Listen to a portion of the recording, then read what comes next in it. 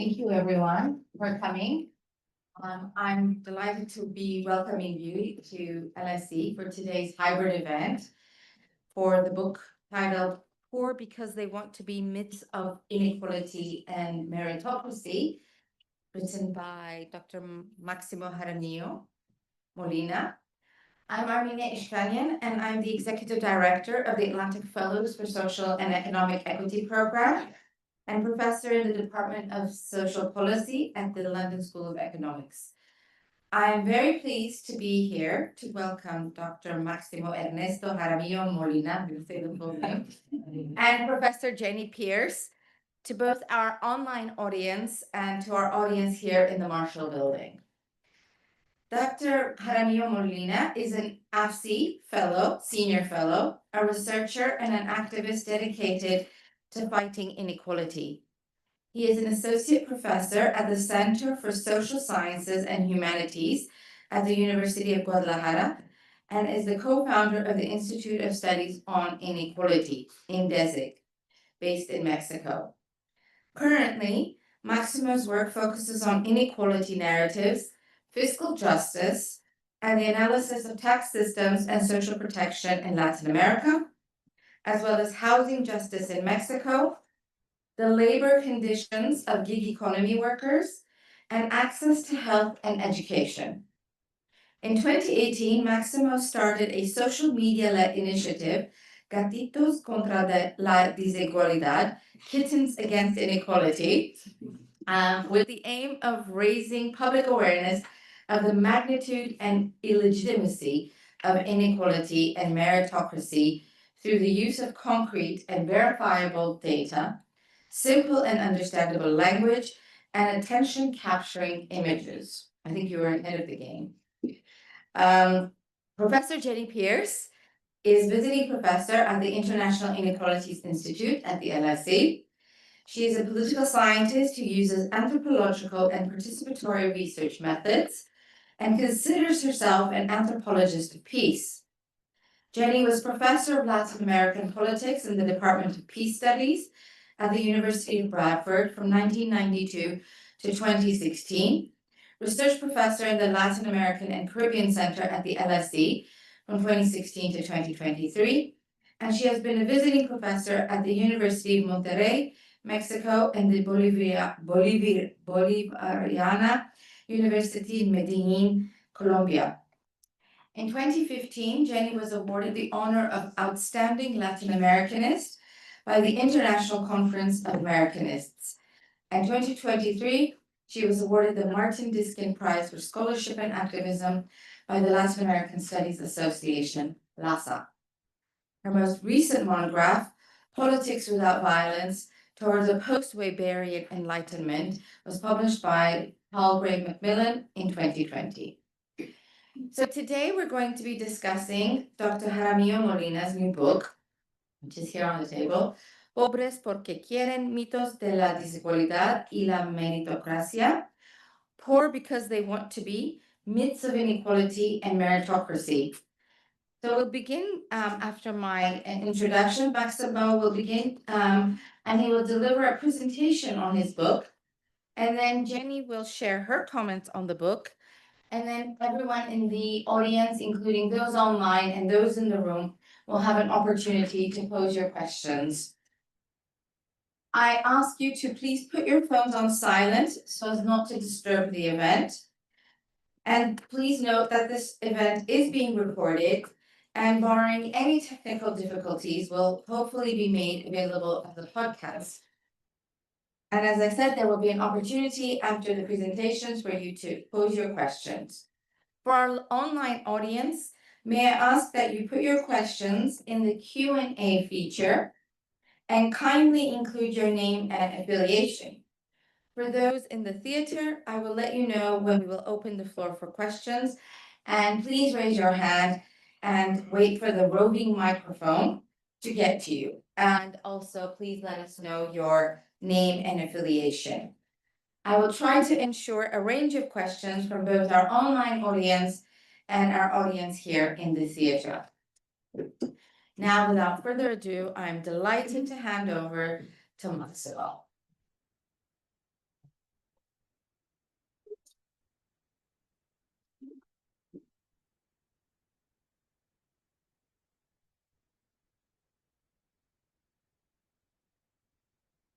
Is it? Yeah, okay. Can you listen to me? Okay, okay. Well, first of all, I want to thank you, AFSEE, Armine, and all the AFSEE team for the arrangement of this presentation book. And also, I want to thank you for listening to this and try to discuss the ideas from the book with all of us. Let me begin with the title of the book, Pobres, porque quieren. In English, means something like poor because they want to be, or also poor because they want to be so. It's hard actually to translate. I must say that when I shared the poster for this presentation, the poster in English, some people from Mexico wrote to me and say, no way, when I read it in English, it sounds completely absurd. But actually, it's despite that, it's usually I usually ask at book presentations in Mexico how many people have ever heard the phrase "Pobres porque quieren," and almost everyone confirms that they have, and not in a sarcastic way. So this narrative is popular in Mexico and is widely known in Latin America, even if it's not true. Let me go forward here. Okay. So actually, in Mexico, 40% of the population believes that poor people make little effort to escape from poverty, according to the data from the National Survey on Discrimination in Mexico. I was looking for data for the UK, and actually also I found that between 1994 and 2010, the percentage of respondents saying people were poor due to their laziness and lack of willpower had increased from 15% to 23%. This idea that individuals are to blame for their poverty is tied to the meritocratic narrative. Let me read to you some examples found in a Facebook post. Actually, it's easier in English. Yeah, sorry. Where some influencer in Mexico was asking about the real causes of poverty. You can find more examples on the screen, but I will read to you 3 of them. The first one, which is to your left side, it says, what are the causes of poverty? Overpopulation, lack of willingness to be productive, living under someone else's expectations makes them that way. Also, another opinion says the main cause is feeling poor, and the next is feeling incapable of stopping being poor. And my favorite, which is in the center, down in the center, it says, poverty doesn't exist. First of all, poverty doesn't exist. Okay, so it's solved. The problem of poverty is solved. It doesn't exist. It's a human psychological mindset because no matter the state of the economy, you can educate yourself, work, earn money, and support yourself and your family without being in need. That people don't make good use of their abilities is another matter.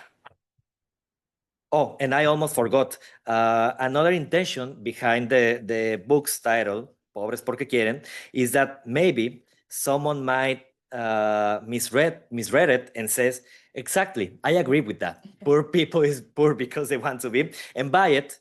And I don't know. Well, we will see if they can change their mind or they will just throw it away in the trash. Okay, so what about this book? Well, I try to think of this book as a handbook to combat inequality.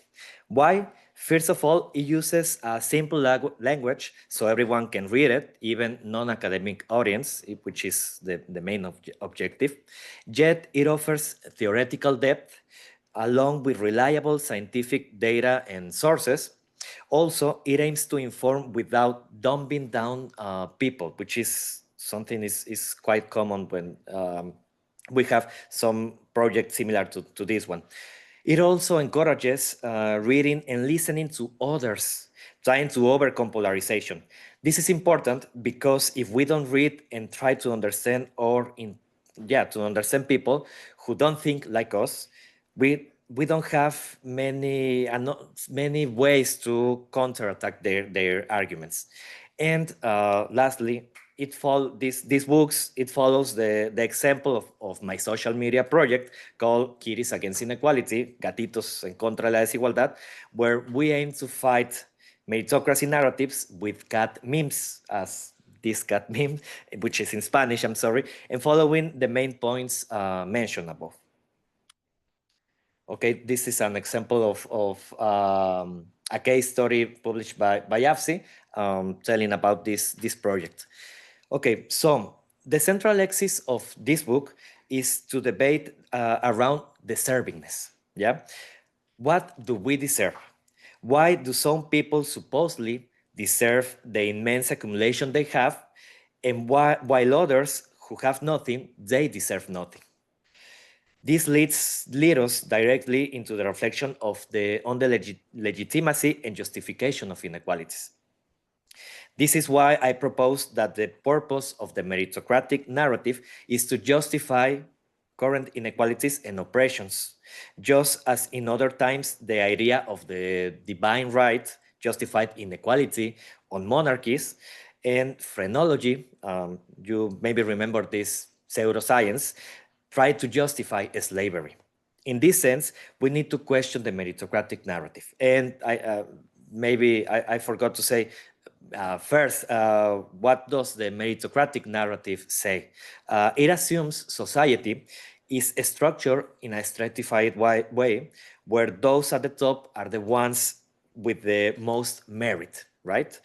Where merit equals a combination of effort and talent. So on the other side, on the flip side, at the bottom of this stratified pyramid are thought to lack merit. These people, they lack of merit. They don't have any talent.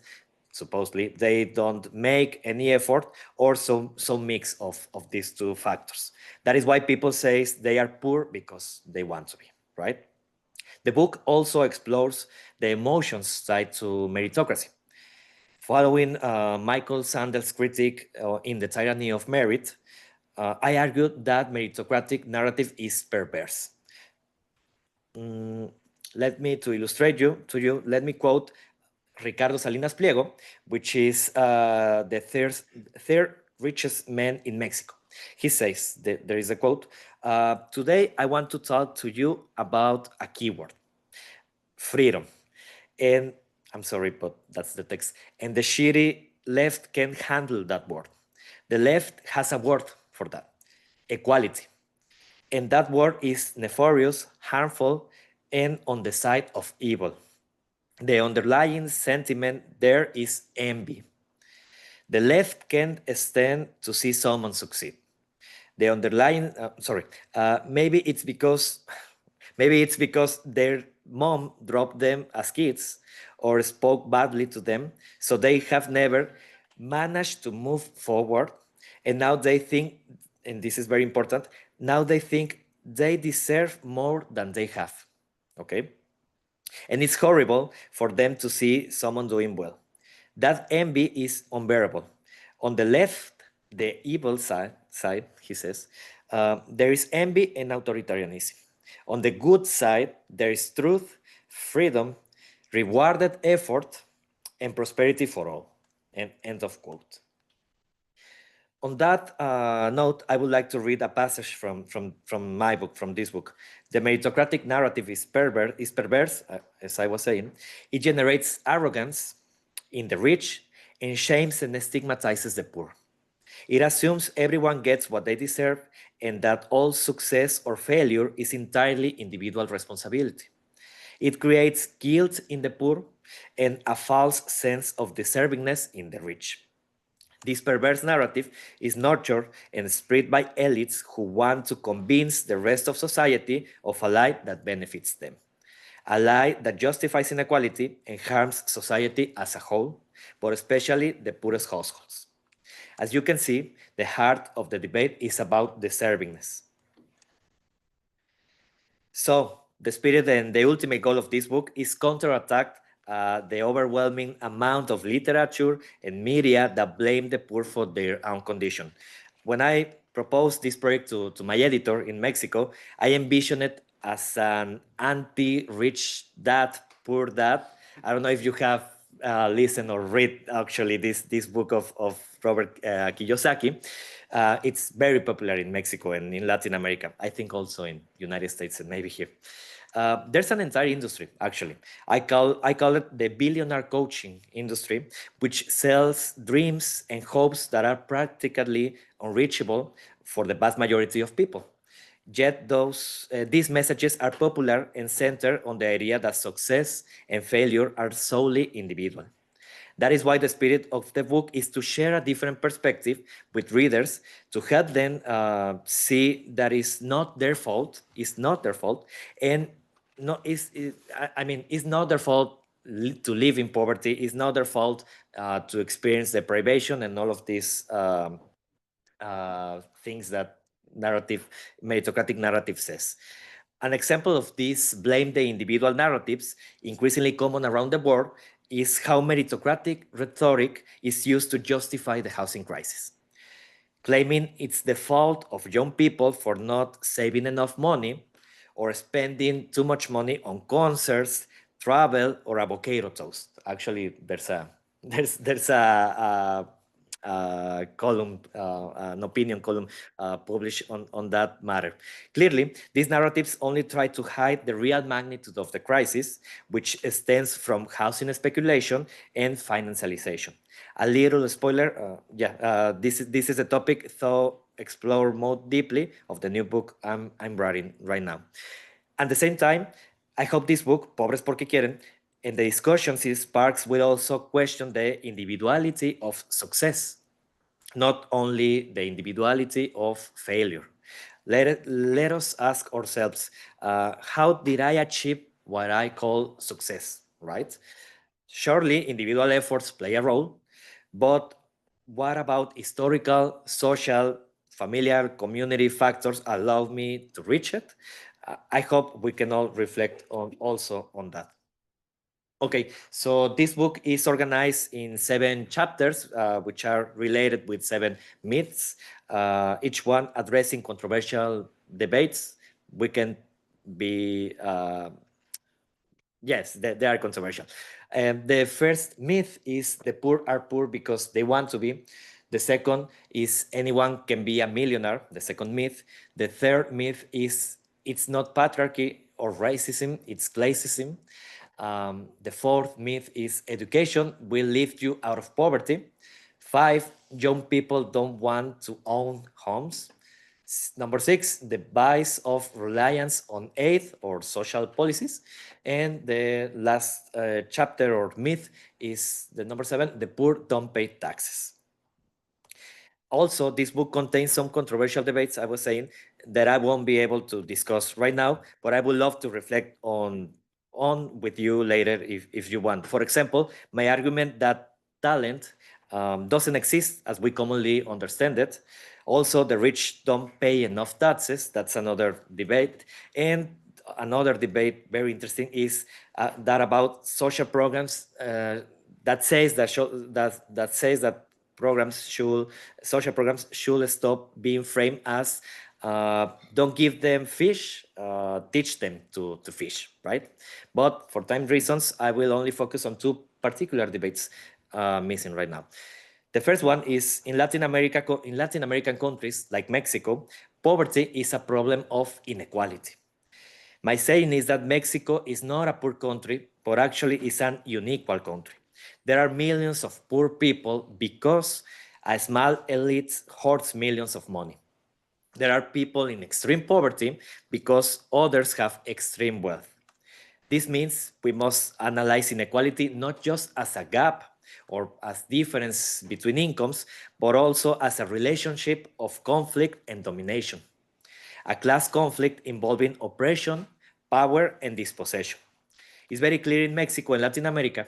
If we imagine total national income as a cake to be divided between wages for workers and profits for owners, in some European countries, 2/3 of this national income goes to workers in wages. But in Mexico, it's actually the opposite.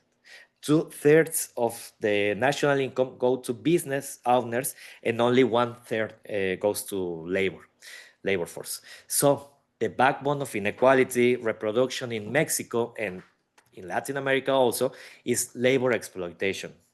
Currently, there is a major debate on reducing the work week in Mexico from 48 hours a week to 40 hours, something the International Labor Organization recommended nearly 80 years ago. But in Mexico, it's not like that. Yet business groups oppose to this. They are demanding the end of overtime pay in exchange for the reduction of the work week. In summary, in Mexico, poverty is a result of inequality. And this can be reflected on this very popular phrase, or we are trying to make it popular in Mexico: origin is destiny. According to the research from every 10 children born into poverty in Mexico, 8 will remain poor for life, no matter how much merit, how much effort, or how much talent they have. Okay, and another last debate, and then I will close this presentation. The philosophical debates about wealth, its origins, and the distribution. Some readers have noted that this book diverges in Mexico from other Latin American or Mexican works on similar topics. Why? I believe it's because I reject the liberal view of equality of opportunities and the idea of searching a true or real meritocracy. And we cannot be on the same side, and it's okay, we can discuss it. The core of this argument is the idea of the collective origin of wealth. If there is a reason why capital owners can accumulate wealth, it is because the social conditions to generate it exist. Historical conditions, infrastructure, etc. And because there is labor factor behind it that explains it. We all deserve a share of the wealth that we all produce and that we all make possible to be produced. Also, there's the question around the limits of wealth. Think about Jeff Bezos' wealth and his wedding in Venice a few days ago. Jeff Bezos is worth $240 billion, right? He reportedly spent $50 million on his controversial wedding, which was very luxury and also due to the effects of touristification and pollution in Venice. This spending on the wedding equals 0.02% of his net worth. That's equivalent to the average person in the United States spending $250 on their wedding, according to analysis by Robert Reich. The thing here is that the billionaires of the world don't have enough life to spend their wealth. Actually, they don't have enough time to spend 5 or 10% of their wealth, the wealth they have accumulated. Why is it socially acceptable for them to accumulate so much uselessly while millions still live in poverty or die of hunger?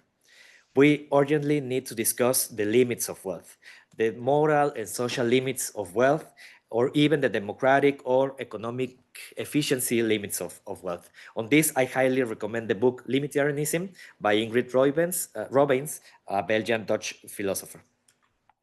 Okay, so closing this, this leads to my advocacy for public policy some can call radical, which is high progressive taxes, wealth and inheritance taxes, labor and social policies framed as rights, including universal basic income and universal inheritance. I don't have more time to delve into them, but these ideas are discussed in the book. But to build support for these policies, we first need to win the battle of these narratives. That is why the conclusion of the book is that we must focus more on the commons and the collective. The meritocratic narrative has taught us to ignore the social factors behind our failures, but also those behind our successes. As I was saying before, try to ask yourselves, what about the factors behind my failures or my success? however you define it. That is why I find the philosophy of Ubuntu so powerful, originating from cultures in Southern Africa and popularized in Latin America a few years ago in the presidential campaign in Colombia of Francia Marquez. Ubuntu can sum up as I am because we are. In contrast to the meritocratic narrative, we need to emphasize the interconnection between people, community, solidarity, and shared humanity. I am because we are. A person is a person through other people, or we need to fight we need to fight the collective well-being, not just as individual well-being. Okay, and also I will always remind the socialist motto saying, from each according to their ability and to each according to their needs. Thank you so much, and yes, thank you. Oh. Simo. So now, Jenny, please.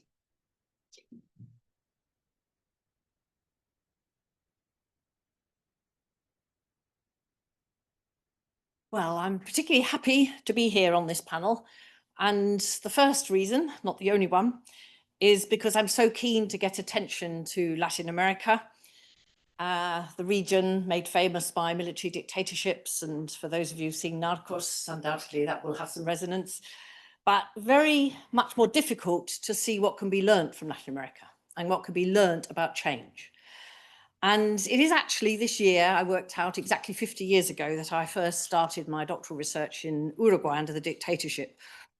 And it just helped me to think, reading this book, about all that I've learned, the rich experience of learning about the creativity, the intellectual, social, and practical creativity that people have generated in Latin America, living in very extreme contexts. And you'll know, a lot of you, the popular education work of Paulo Freire, which for me remains one of the most important, enduring contributions to our understanding of education for change. And not only that, but the whole field of critical thinking, I think, has emerged from Latin America and is vital for our times. Well, that's the first reason, but the second reason I'm happy to be on this panel is obviously because of this book, because it's an excellent example of what we can learn from Latin America. And it's a book from Mexico, and also obviously tells us a lot about inequality in Latin America. But there's so much in it that speaks about how the idea of inequality is narrated and managed globally, and the premise precisely that the book questions, that those who suffer from the wealth accumulation process we are all subjected to have only themselves to blame if they don't do well. That's a very important message to deconstruct. And I don't think it's just the poorest that feel this, actually, because I think the rich and powerful, and you had the quote from the Mexican elites there, and I think that the rich believe they're there because they deserve to be. And the US, the richest nation in the world, I think is very much governed at this moment in time, but has been for a while, by that logic more than ever before. For instance, despite the fact that it's so evident what migrants have given to the economy globally and into the United States, the fact that many come to the United States here, it's a Freudian slip, but they come here and they come to the United States illegally, is because many precisely are probably the most entrepreneurial in terms of trying to actually say, I don't want to be poor in my country, I'm going to come to the US. But what does the US do? These are now criminalized. And I think that construction of that enemy around those people is highly significant for us to get on top of and try to do something about.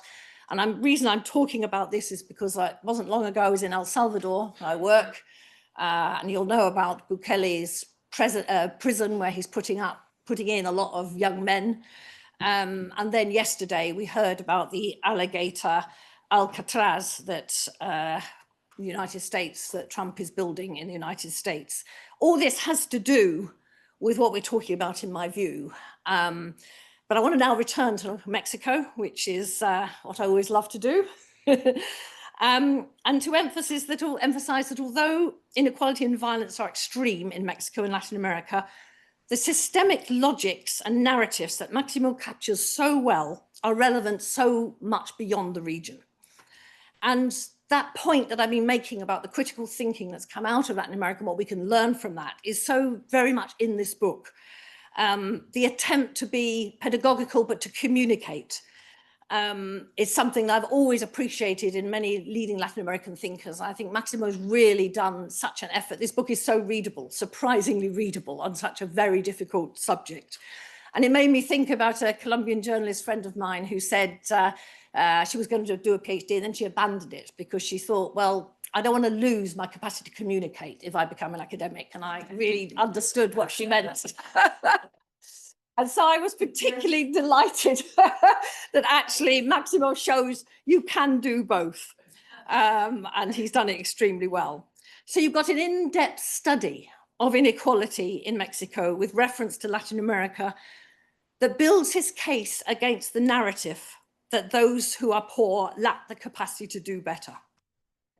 But he's also focused on working with people in society who have absorbed that message and trying to help them to overcome that message.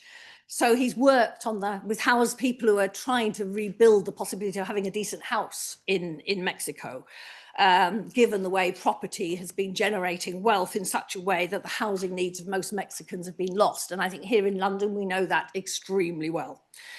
The acceptance of forms of capital accumulation that limit housing, health, education for the poor, and in particular sectors of Mexican society, women, indigenous people, etc., in progressing their lives, while convincing them that it is their inadequacies that have led them to that absence, I think is brilliantly traced by Máximo without drowning us in statistics, but the statistics are there. But it reminds me when I was in Chiapas and in an indigenous community, and a young indigenous woman recounted what happens if you are a pregnant indigenous woman living in her community, how you have to walk for miles when you have to give birth to the nearest clinic. And then the experiences they have in the clinic of being made to wait because their bodies matter less than other women. And the fact that there have been babies lost because of that, for being forced to wait. So this issue of which bodies matter and how you are then convinced that actually it's your fault that your body doesn't matter. I think this is the book covers this brilliantly. And so the other thing that I think the book gets us to think about very well is actually how the logics of wealth accumulation are governed, the governance of inequality. And I use that word very carefully because it's about the multiple actors that are drawn in to accepting this narrative, including the people who suffer from it. The wealthy adapt to shifting global economic conditions, but the non-wealthy have to be convinced in some way to accept the system or blame themselves if they don't succeed in it. And again, I return to this issue of why critical thinking and Máximo's efforts through social media groups and other forms of social action are so vital and actually so much part of the AFSEE programme. And this is where I would link this discussion to a theme that isn't in the book, but I feel also needs to be talked about when we talk about inequality. And it's also because I work on this a great deal in Mexico, which is the issue of criminalities and violences. As well as one of the most unequal regions in the world, Latin America and Mexico are amongst the most violent. And levels of criminality are extremely high, although they don't explain all the violences. But again, criminality is associated with the poor, but the crimes of the rich are called corruption, which is an interesting linguistic difference. However, the drive of wealth accumulation is behind all forms of the illegal economy in Latin America, from contracts from the state to the drug trafficking process itself. So I was in San Pedro Garza Garza, which is the richest municipality per capita in the whole of Latin America. And I was actually arrived the day after Treviño, who was the head of the Zetas, was arrested. And so I thought the next day I'll do my narcoturismo, my drug trafficking tourism. and see how he lived at the side of all the elites of Mexico living in this municipality. He lived alongside them, right? And when I found out that in the Palacio de Hierro, which is the great shopping sort of center of Mexico, his favorite make was Louis Vuitton. And so this kind of link between the aspiration of wealth that drives an entrepreneurial criminality is there alongside the values that Maximo is talking about of consumerism, etc., that are sort of put forward by the wealthy elites. But I think it's very important to distinguish between the entrepreneurial criminality and the young guys that actually get drawn in to criminality and violences. That distinction is for me very important, but also how it is that the very model of inequality in Mexico is actually encouraging more young guys to get involved in those forms of criminality. I've discovered interviewing elites in Monterrey, for instance, that violence doesn't touch them because they can buy their own security. So they're very uninterested in funding public security or in investing in the rule of law. So that impunity actually fuels not just the sort of violences in the country, but it also fuels the corruption. But it's the poorest that suffer most directly the violences of young people getting involved in these various forms of criminality. The poorest, live in the midst of it. And the poor, mostly young men who enter drugs and other legal activities are in a sense also following this logic of the incentives of proving I don't want to be poor, right? I'm not going to be poor. So they enter into the illegal economy, which actually enables them to get recognition. It enables them to get all sorts of goods, but it means dying young, often. And this issue of dying young is incredibly important, that to actually understand how this inequality works out in Latin America. Just one statistic, which I often use because it just sums it all up. It's a statistic from 2017. There is a 1 in 50 chance of dying before you reach 31 if you're a poor young man in Latin America. That is an incredible statistic. But it connects very much with what Maximo is writing about in terms of how the poor are encouraged to think about themselves. You know, if I think that if I don't succeed in some way, right, I'm nothing, I'd rather die young. And that is a particularly horrendous thing. But then, as I said before, this isn't just about Latin America. And actually I was sort of thinking, I'm coming here in the LSE, a former colleague of ours, Richard Sennett, together with Jonathan Cobb, wrote this wonderful book called The Hidden Injuries of Class. And it was precisely about how the subjectivities, our subjectivities are constructed by that sense of disdain, of failure, of all the things it means, the narratives we're given of why, if we don't succeed in life, it's our fault. And so I think what Maximo is doing is sort of encouraging us to question an entire understanding of what wealth is about. Why is it we've been sold this notion that consumption is the best thing in life we can do? Hegel talked about it many centuries ago when he said the problem of humanity is limitless desires, and somehow that is how the rich have tried to encourage us to fulfill our limitless desires through consumption. And this needs to be questioned. And I think that to finish, this is what Maximo has helped us to do by challenging the myths behind inequality, such as the meritocratic myth. He has also tried to call upon us to actually work with people, to help us, you know, as academics, to also communicate and work with people who are subject to these narratives, and also to think of alternatives. And I think the last slide of Maximo was very important in that sense, because the book ends actually with very concrete proposals. And I think that is going to be incredibly important for us in the coming years, that we have to put forward real proposals for alternatives that we can also work with people to help build. Thank you.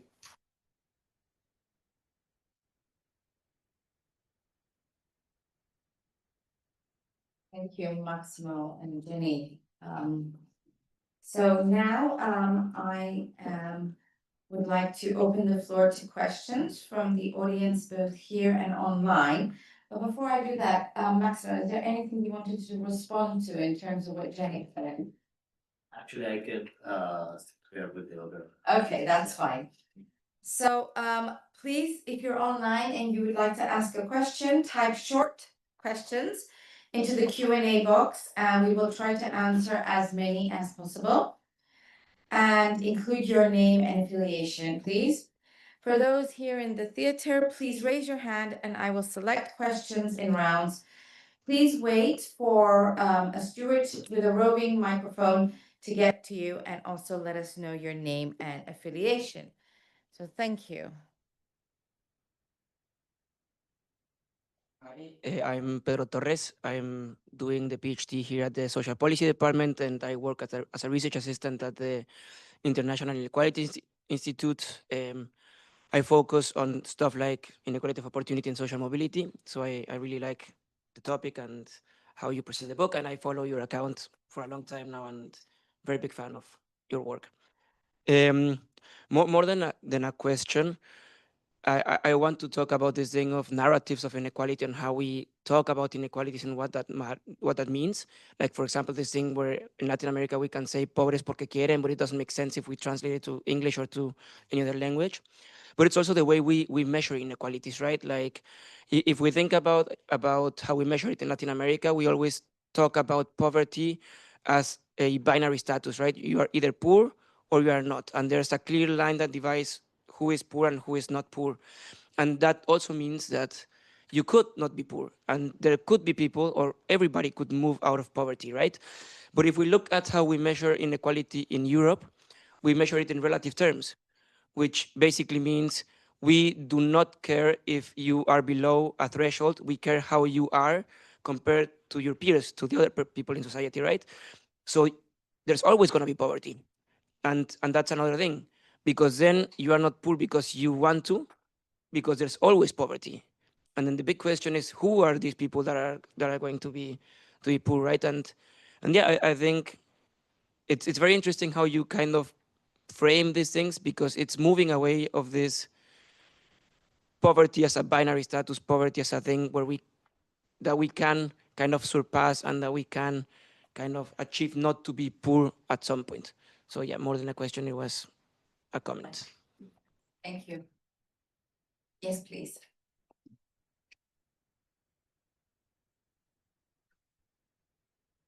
Emma, over here? Oh, okay. Got that one. Okay, that's fine. And then that. Hi, Maximo. My name is Federico Fed. I'm doing a PhD at UCL in modeling energy equity as the UK transitions to net zero. Super interesting, everything you said. I love everything you said. And I think that your sentiment is mirrored as well in the Western world. In the UK, we have Gary Stevenson that talks about, tax the rich, don't tax work. I think as well in the US now with Zoran Mamdani being the leading candidate as mayor, I think especially our generation agrees with everything you said. So could you spend a little bit of time going through the proposals and how they're different from what we've seen in the past, and also why you think they're feasible? Because for instance, the bullet point on tax ownership, tax wealth, how do we defend from people that the move, but also people that just own equity in companies and they can just go to Portugal and go to the Netherlands or Thailand where you don't pay any, because obviously those countries, they see an advantage in stealing those people, and a country from Thailand would love to have a million millionaires moving over. Thank you. Would you like to respond, Maximo? Yes, I can. Okay. I can take these two together. Yeah, well, thank you for the questions. Also, thank you for the comments, Jenny. And first, with the question, well, with the comments of Pedro. Yes, I think when you see the when you see that in Europe, you measure poverty as in relative terms, it says it speaks a lot about how we view poverty, right? And actually, when you try to see poverty from a more sociological point of view, actually is it doesn't have any sense to say there's a poverty line in income, right? It's very different. Actually, there is this sociologist, I couldn't remember right now, but like from 100 years ago, he says that in his writing, The Poor is called, he says that poor people is who the rest of society thinks they deserve to earn money from government or from any social policy, right? That's his definition of poor or of poverty. So I think actually yes, we can have a huge debate on our views about poverty. There is some quite very good books like talking about the history of poverty views and poverty in academics and poverty discourses in society. But the thing is that, yes, we need a more complex view of poverty. And the thing is that I, I think this doesn't work like that, maybe in Mexico or Latin America, because governments use the poverty definitions and the poverty measures to say, okay, my government was successful because I don't know, I get down the figures of poverty from 18 millions to 15 millions, whatever. So that maybe that's why it's more popular, this type of approach to the poverty, but I think is very important to have this discussion and this poverty concept on the relative terms. Also for Federico questions, yes, I mean like half of the work I do is on social policy and taxes, so there's a lot to say there. I will focus on those on two main policies that I think that they are very powerful. The universal basic income, because there's a whole discussion there. Actually, in Mexico, we who are from Mexico, we can remember that in the 2018 presidential campaign, a guy from a candidate from the right political party proposed the universal basic income, and then there was this discussion about if he was proposing a universal basic income instead of all the other social policies or not. It wasn't any clear. But the thing is that now people from the party that the government in Mexico, which is supposedly to be the left, Morena party, they hate the universal basic income only because this candidate of the right proposed it before. The thing is that in the origin, the universal basic income is a policy that is supposed to free people from the need to work in capitalism. So I mean, all the experiments proves that even when people receive universal basic income, they still working. It's not as the right things that people receiving universal basic income will drop out from work, but it gives you the real freedom to choose from different types of work or different activities, also to do community activities. I don't know. I think it's a very revolutionary social policy. The thing is that is not as cheap as I don't know, targeted cash transfers, right? So that's why we don't have any universal basic income now in any country. But the thing is that this also links with the need of a higher taxation, especially on the rich, right? So there was this proposal in Spain, I think 1 or 2 years ago, about the tax, the wealth tax, which it was supposed to pay to use for paying for funding and universal inheritance social policy. So that was like a very interesting idea, to take money from the richest, from the billionaires, and with that give the possibility to people to have also a little bit more freedom when they achieve any age. I don't remember the age of the proposal, but like 22 years. So I think this linking of taxes, progressive taxes on the rich, and also with universal policies can be like one of the more the more interesting strategies on social policies and ways to try to tackle down the inequality. Thank you. Thanks, Maximo. I think, the point that you made is that they can tackle, but oftentimes the critique is that how can we afford this, right? So I think that there is that element. Please. All right, thank you very much. Thank you for the talk. My name is Nidal, and I'm a researcher at LSE Middle East Center. I work in education sociology and policy, and you probably have explained this in the book, and I'm looking forward to read it. But if you could share with us a little bit of your thoughts on how did these myths of inequality develop? How did this discourse become widespread and deeply normalized and embedded? Is it through policies or also through media, the education system? What are your thoughts on this? And also, what's the connection, or to what extent is this discourse of poverty as a responsibility of the individual, how is it connected from Mexico to, the rest of the world, or global neoliberal patterns of, thank you. Thank you. Do you want to take another? Please.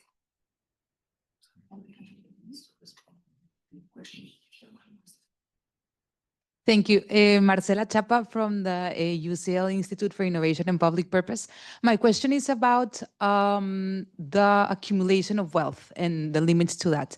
And I think it's a topic that I've constantly thought about, because it seems like the right to accumulate, it's more important than the right to many basic rights for human beings, no? And it seems like the one sacrosanct, untouchable, because of the power structures that we have. But I wonder if regulation is the only way out of it. It's just curiosity. It's just like me sometimes thinking to myself in like, how can we shape narratives towards more, I don't know, pre-distributive or distributed from the private, or like anti-accumulation narratives that we can build instead of this tax the rich, which is fair and just and should happen, but it also feels a bit like that generates resistance. So yeah, it's also like my own thoughts that I'm sharing with you that I constantly have. Those were very kind of connected questions. So maybe, about how did these myths and narratives develop, and, the connection to other places, and then can we build alternative narratives? So. Yes. Yes, thank you for the question, because I think this is a very unexplored topic. I'm thinking right now on an example in Mexico. I was a tutor of a thesis and a bachelor thesis actually in sociology, and this student was trying to understand how these narratives developed in a secondary school in Mexico. And it was very interesting because they have in Mexico these two sketch notes, how do you call it? And then the one in the morning and the one in the afternoon, right?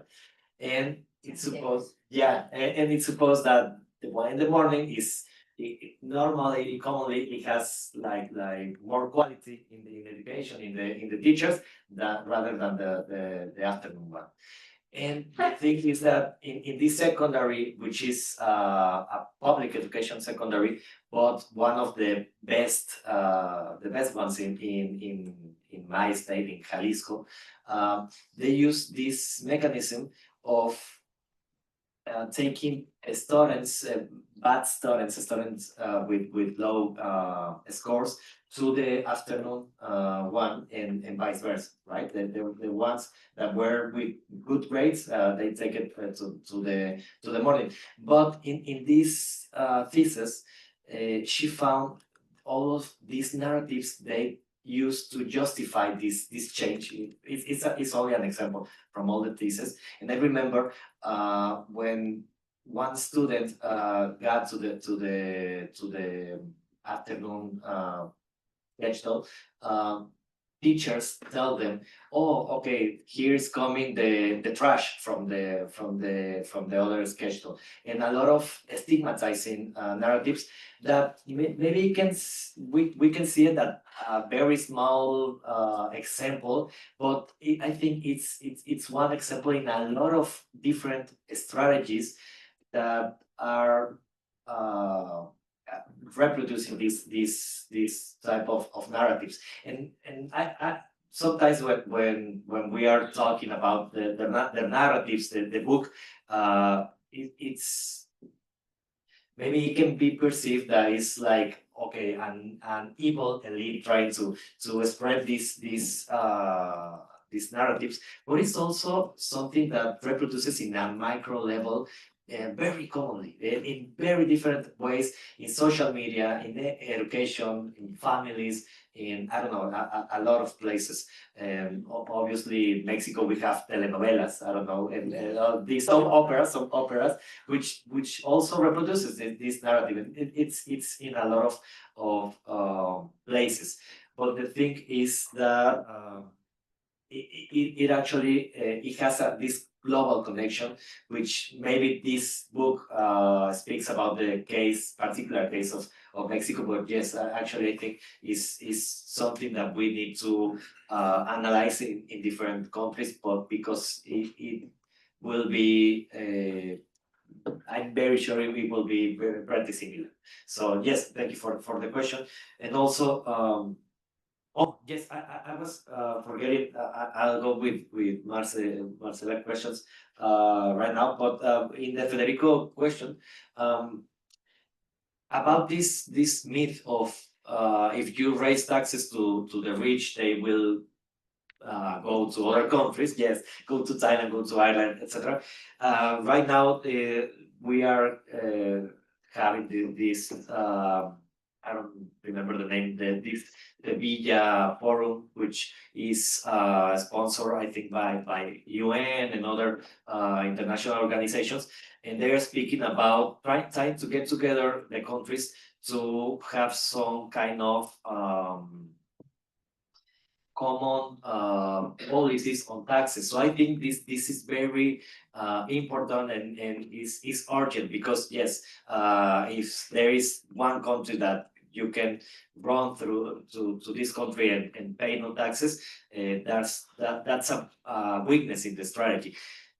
But also, even with that, I think there are a lot of cases where countries raise taxes in a progressive way. I mean, we have these new taxes on the wealth in Bolivia, in Argentina, and other countries, and rich people is still living there. So yes, I think there's something very interesting to analyze there, and also I'm seeing you're raising your hand. I mean, Laffer's curve, right? So there is a risk of this happening. Yeah. Oh, sorry. Thank you. I agree with you. Laffer's curve, which I'm sure you're familiar with, does show that as long as there is one country that doesn't raise the taxes, it's always going to be an arbitrage situation, and there's plenty of companies that help these people move and make sure that you have 6 passports. You can get the Italian passport and the Portuguese passport so easily, and UAE is not going to be a country that ever puts taxes on these people. And the thing that I'm a bit disappointed by when I think about the monetary system is that the money that you own is a representation of the amount of effort that you put into society, right? And it's so disappointing to know that there is people that have hoarded such a large amount of money. and that they don't need to put anything, any input into society to own and grow their wealth faster than anybody else who does, right? And so I wonder if there should be a system where Question. yeah, well, Because we have other people, well, you've already a had. system that replaces Okay. money would work better because it represents the effort that you put in, not the money that you have stored in the past. But Thank you. Thank you. But for equity, since we're talking about equity, I have to, so online, we have an online question and then the gentleman back there. So we have two questions online. The first is from Gisela, who's joining us from Chile. The question's regarding underlying narratives of social policy. Do you think that social policies targeting the poor and vulnerable in Latin America reproduce the discourse of meritocracy? And if so, how? Say the second question. or- Let me go Okay. to the individual, to the gentleman there, and then we'll go to the right place.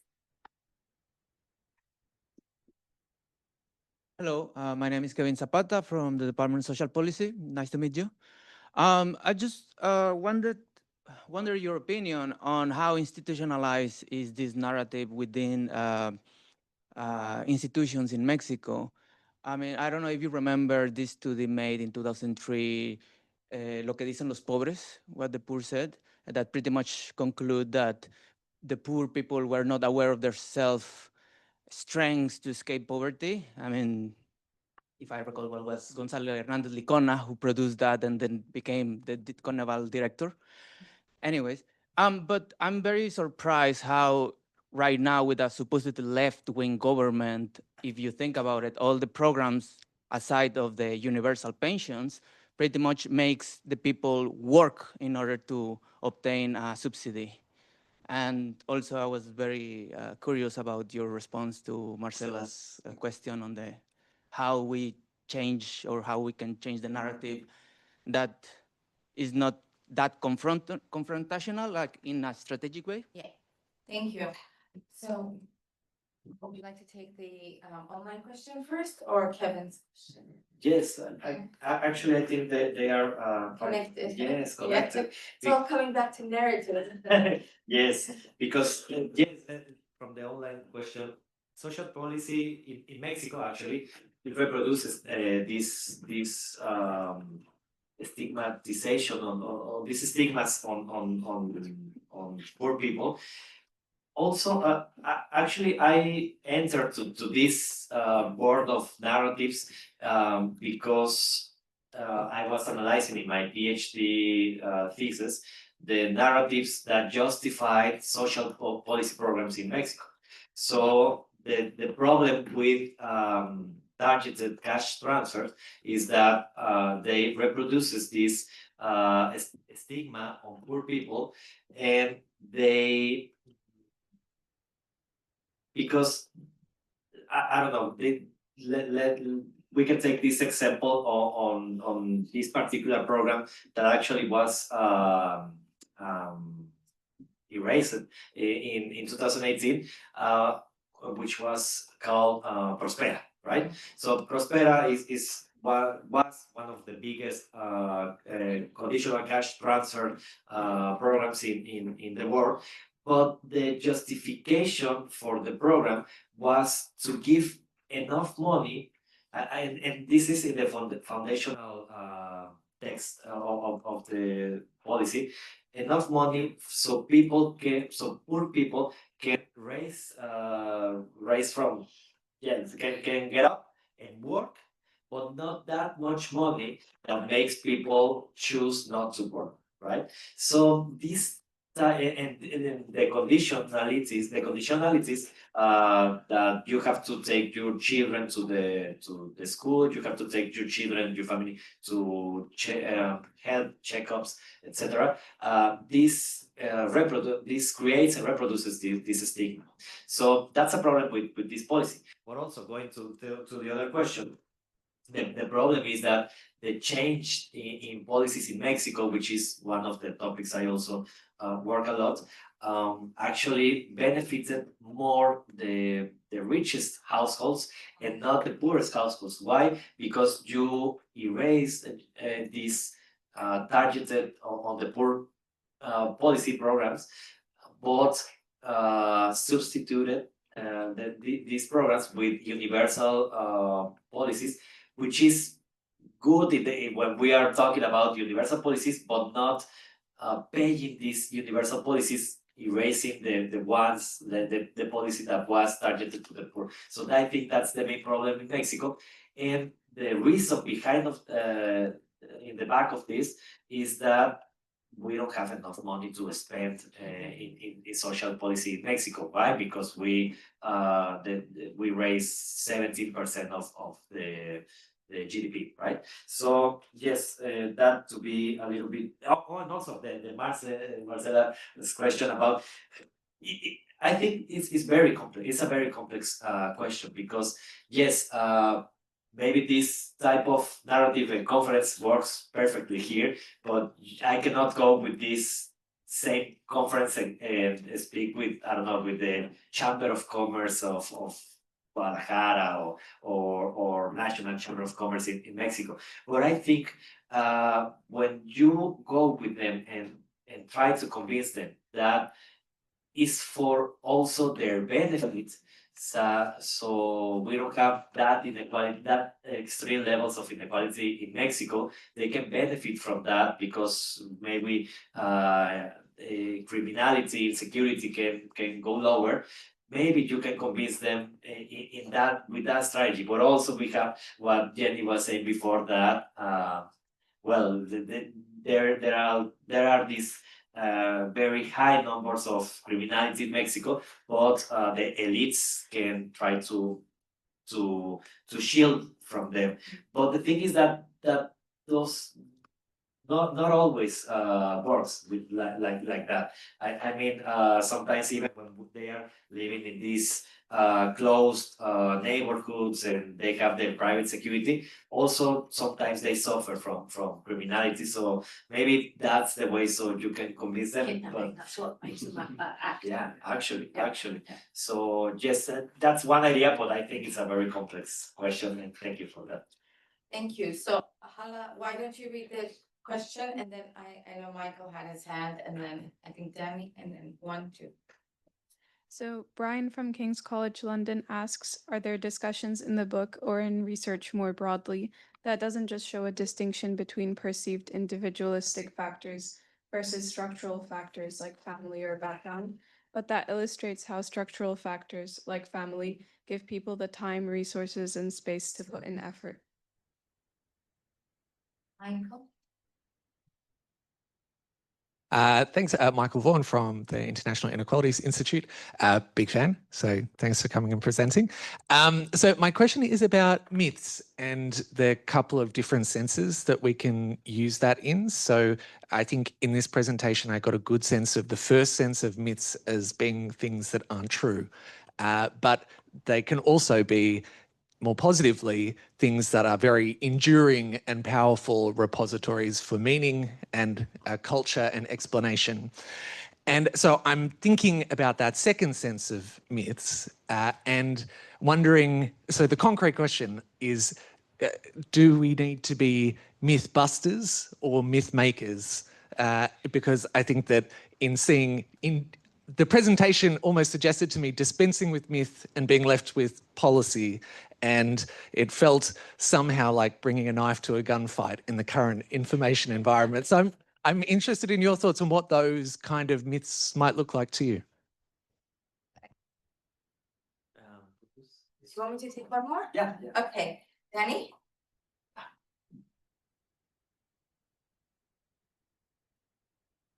Thank you. Maximo, my name is Danny Diaz. I'm from Honduras, AFSEE Current Fellow.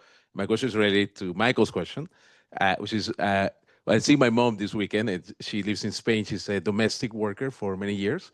And I can feel this shame that comes from being told that you are where you are because it's your fault, that you don't matter, that you are worthless.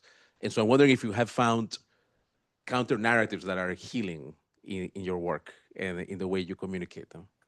Thank you. Thank you. Yes. So actually, I think this is. I like to think about these activities as mythbusters. I think I don't know. I think trying to be myth makers maybe won't work like that, because the work we need to do is more like trying to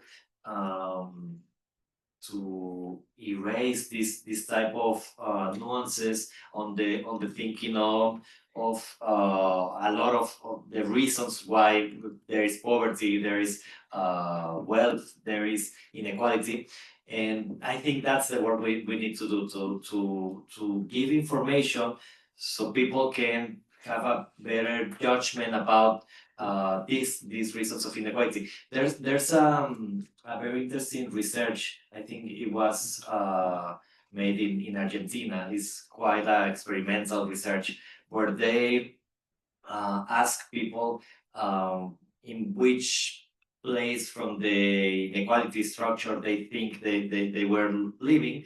They give an answer. Then they ask them about how much do they agree with taxing the rich and a little bit the middle class, average class? Yeah, minimum. Middle class, and giving money or social policies to the poor and a little bit to the middle class.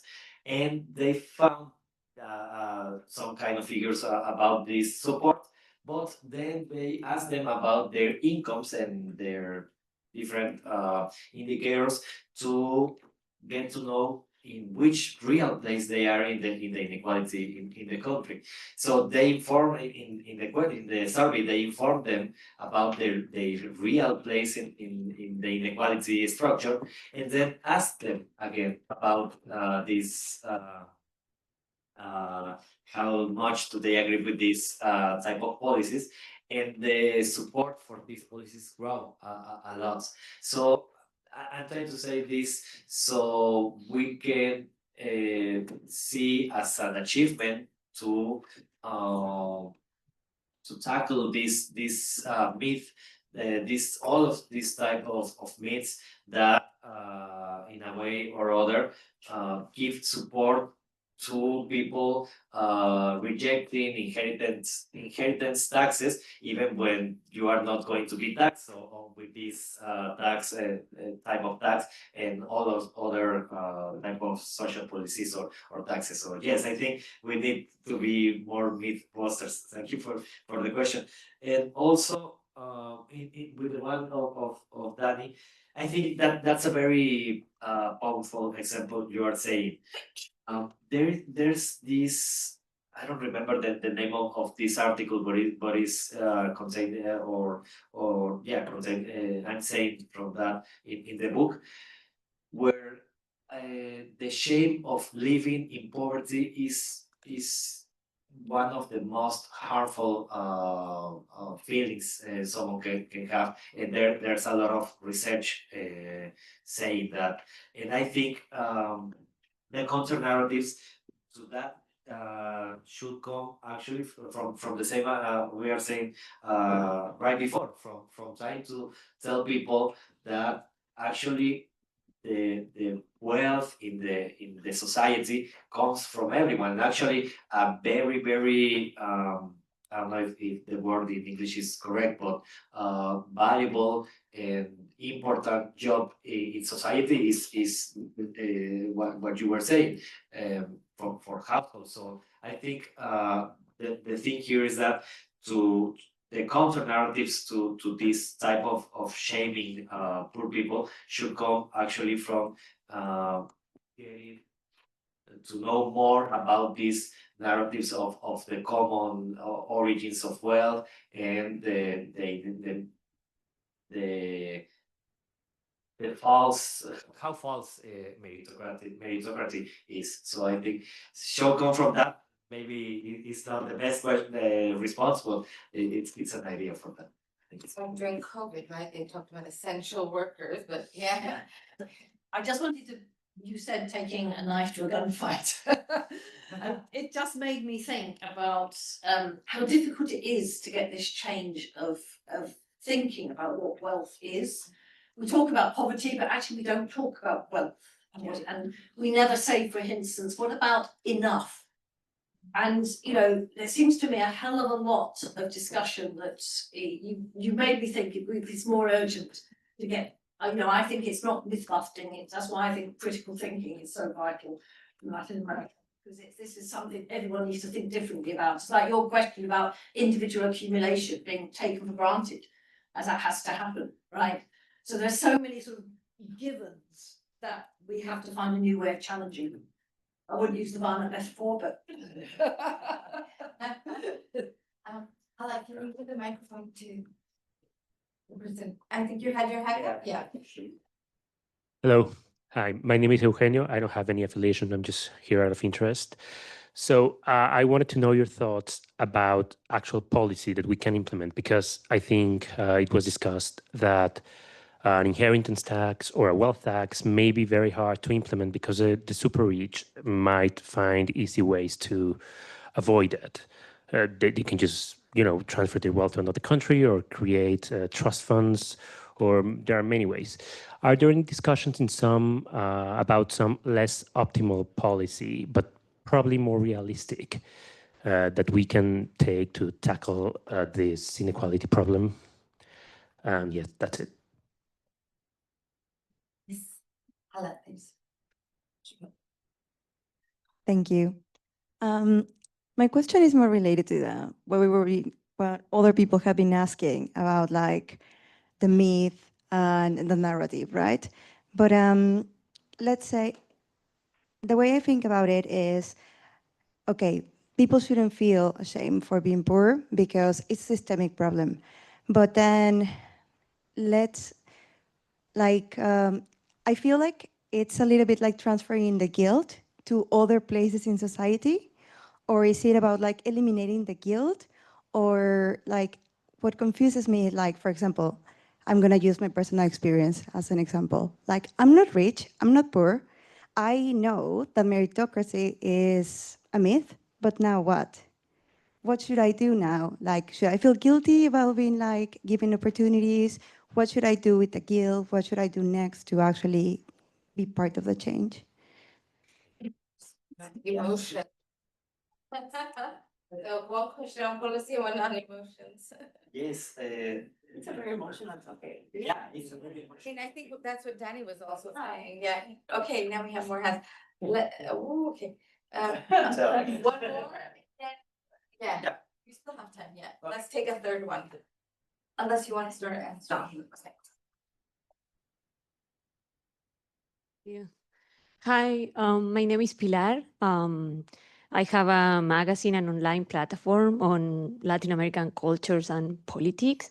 And also I'm a lecturer at the University of Hertfordshire here in England. Thank you so much for your talk. Your book really seems amazing. I'm looking forward to read it. And I want to ask something slightly maybe different, but at the end, everything is connected, which is on the question of indigeneity, which Jenny, right, talked a little bit about it in her comment, and also on the question of colonialism, right? And I think you kind of like touch on it a little bit when you talk about like, it's not patriarchy, there is no race, it's classism, right? I'm from Chile, and that's like, and well, in the rest of Latin American countries, we often hear, oh no, there is not, we don't have racism, we just have classism. That has been like also a very, very strong statement ingrained in Chile until we started to receiving a lot of migrants from Haiti. And then it's like, okay, it wasn't just about like classism as it seems, beside the years of like that we have seen discrimination towards indigenous people, right, and dispossession. And I'm thinking particularly when it comes to indigeneity, right, because you say, okay, el pobre es pobre porque quiere.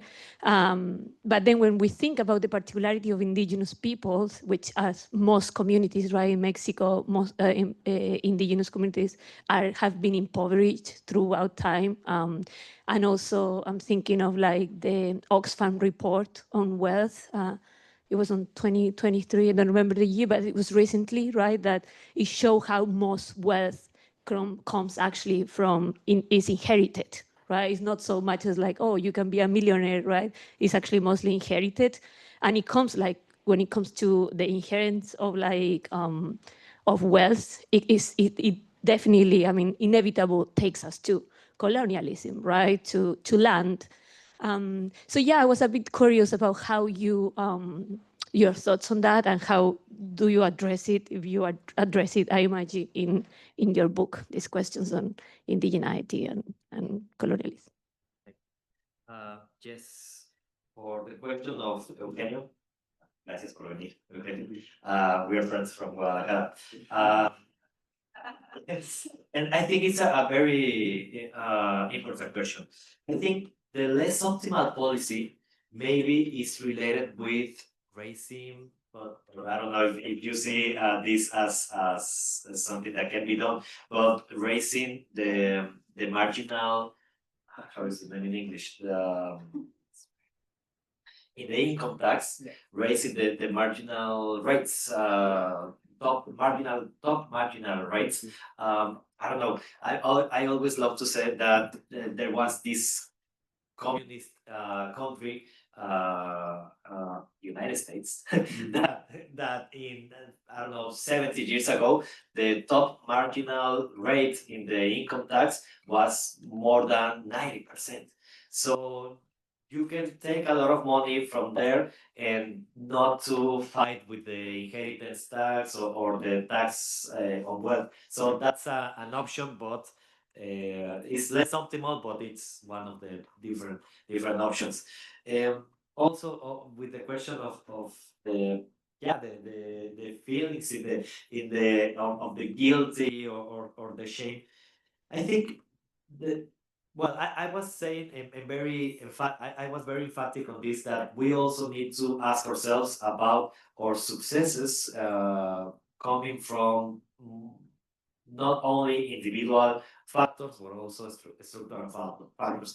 That doesn't mean to feel guilty because you are earning some money, but to feel how to say not sounding very romantic with this, but thankful with society for what you have, and also trying to understand that we need to share more of what we have, and also to fight for others to sharing this social and community wealth with the poorest. So I think that's like the strategy we need to do, and not only to feel guilty of what we have. Maybe someone who is billionaire, he can feel guilty. And we can take that, but not for us, right? So yes, and also the Pilar question is very interesting. Yes, in the chapter you were saying, I speak about colonialism, and also is in the very specific case of Mexico, where I think is very it share a lot with other Latin American countries or South global South countries, because the liberal reforms in Mexico in the 19th century, they dispossessed the land for indigenous cultures, indigenous people. And that's why, like in a very historical point of view, that's why they continue being the poorest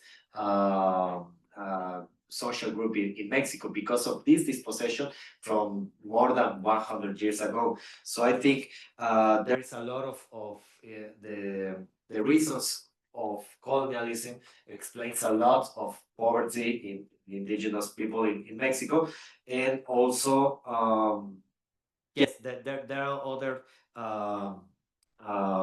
analysis there in this chapter. Actually, I forgot to say, but I have some books here if someone wants to take the book, to buy the book. So yes, also there's this mestizaje myth in Mexico. I don't know how to translate that mestizaje, but this myth that in Mexico there is no racism because we mix the different races, right? So yes, I think that's also a myth that try to reproduce inequality. And actually, right now I don't remember the exact figure, but I think like 40 or 30% of the Mexican people thinks that indigenous people doesn't make any effort to get out of poverty. So it's very related with these other stigmas.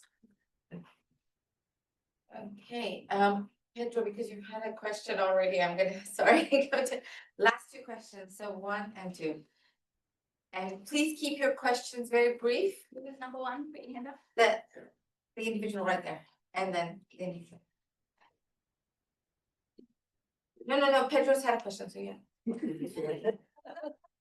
You, please. I'm Leila, and I'm currently affiliated with Oxford Faculty of Law, and I want to know how the meritocratic discourse differ in terms of disability rights compared to those with a more intersectional approach.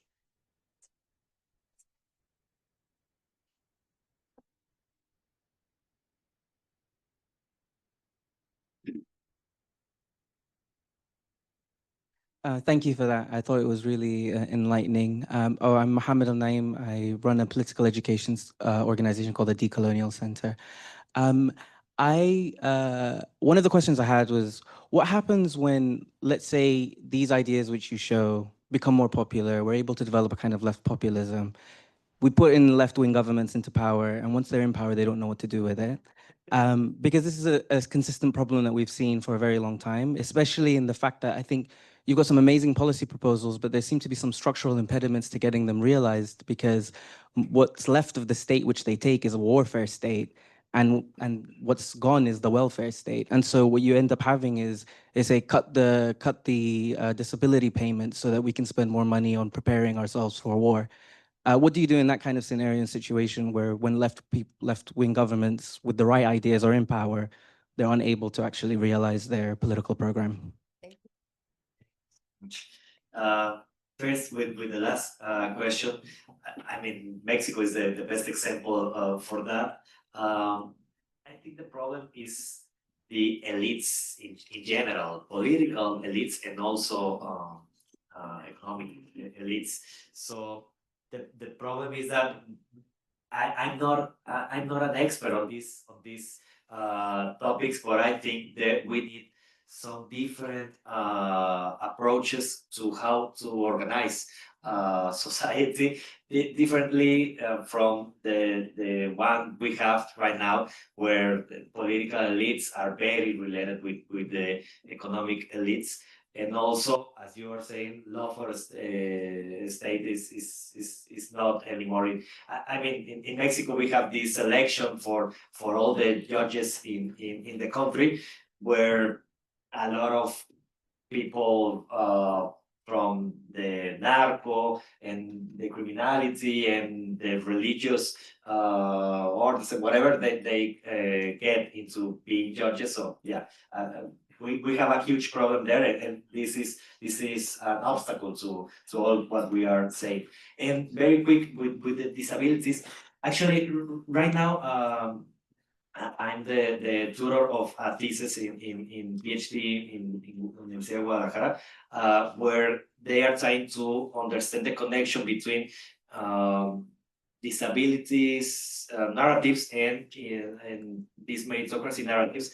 And she is finding, I'm not an expert also, but she's finding that like this is very related with the ethic of work ethics. I don't remember the name, which was like promoted in the 18th century. It was yeah. And they were like thinking in a very particular kind of body that works or aligns with their thinking of a capitalist society, right? So yes, it's very related. What can I say? Thank you. Thank you. We are now exactly at time. So thank you, Maximo. Thank you, Jenny. Thank you to everyone in our audience, both in the theater and online. I think this has been a fascinating discussion, and we can continue outside. And thank you, Maximo, for telling us that you've brought some books. Hopefully you're going to sign them. So it's been a great pleasure to have this opportunity to listen to this discussion. And I want to thank everyone again for taking part. We're very grateful that you could find time in your busy schedule to be with us, and have a good evening.